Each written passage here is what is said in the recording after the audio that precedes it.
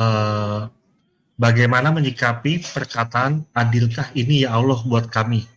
Kata-kata ini keluar karena adanya seorang rekan yang meninggal ketika selesai mengikuti ujian dan ujiannya tidak sesuai dengan passing grade. Mungkin mereka beranggapan rahimahullah meninggal karena hal tersebut. Mohon pencerahannya, Ustaz. Syukur Gimana Bang? khair. Dia sedang ujian apa?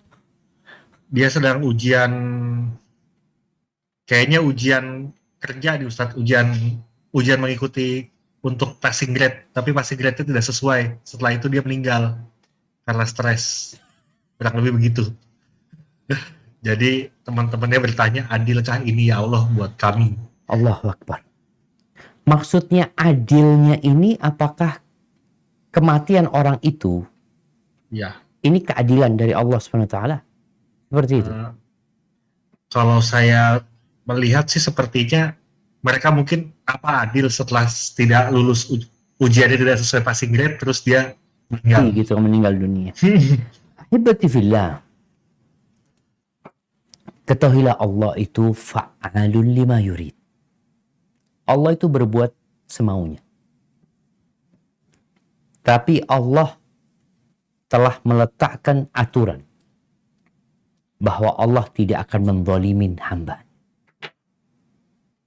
Ingat, Allah tidak akan menzalimin hamba. Sampai musibah yang menimpa hamba, itu ternyata di situ Allah menghapuskan dosa, mengangkat derajat. Jadi tidak ada satupun yang terlepas dari pengawasan dan catatan Allah Subhanahu wa Ta'ala. Kalau bicara kondisi yang disebutkan tadi, ada orang yang sampai stres umpamanya menjawab pertanyaan tersebut, kemudian sampai mati. Ada orang yang dikasih cobaan sama Allah sampai bunuh diri. Kalau pertanyaan adilkah Allah? Allah itu maha adil. Dunia ini milik Allah Azza wa Jalla. Jadi ada orang yang tidak menerima dengan kondisi yang ada. Tidak beriman dengan takdir Allah Azza wa Jalla yang membuat dia stres, hidupnya nggak tenang.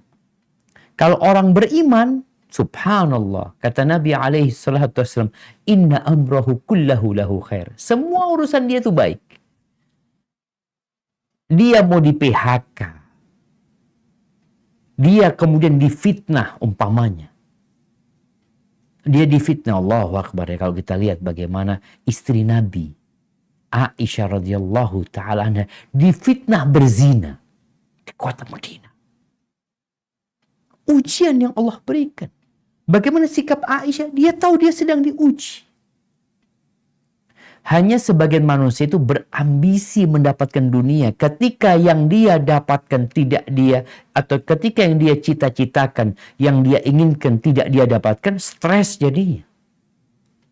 Tapi kalau dia menerima, dia yakin Allah meletakkan sesuatu yang lebih baik buat dirinya, maka dia akan, subhanallah, akan tenang hidupnya.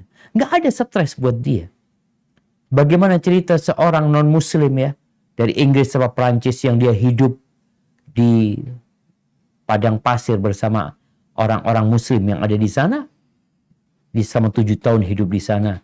Dia mengatakan, ya Allah tuh orang-orang di sana nggak perlu minum obat penenang wala apa, padahal hidup mereka penuh dengan keterbatasan.